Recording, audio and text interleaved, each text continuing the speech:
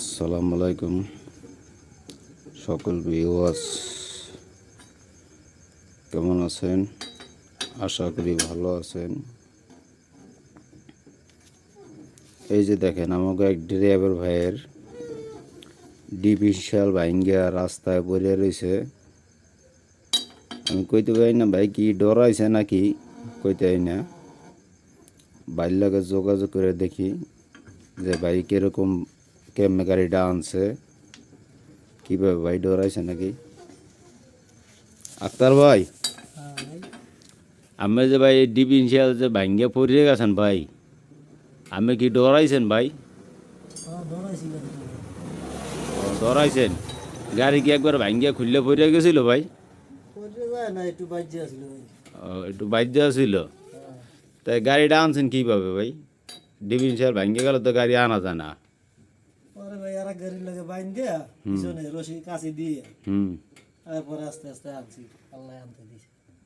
গাড়ি পুরা জাম আছিল না? তাহলে তো আপনার ক্ষয়ক্ষতি মনে হয় যে অনেক হয়েছে ভাই। অনেক ক্ষতি হয়েছে, 8-10 হাজার টাকার মাল লাগছে। 8-10 হাজার টাকা মাল গেছে। আমি আগে টের পান না যে এই অবস্থা হয়েছে, কিসের কারণে হইল? না ভাই, বুঝতে পারিনি, মিস্টেক হয়ে গেছে। হয়তো আগের মনে হয় যে বেরিং ভেঙে গেছিল, আপনি খেয়াল করেন না, এই জন্য এই অবস্থা হয়েছে। আমি খেয়াল করলে তার মনে করেন যে এতগুলা টাকা লাগতো না।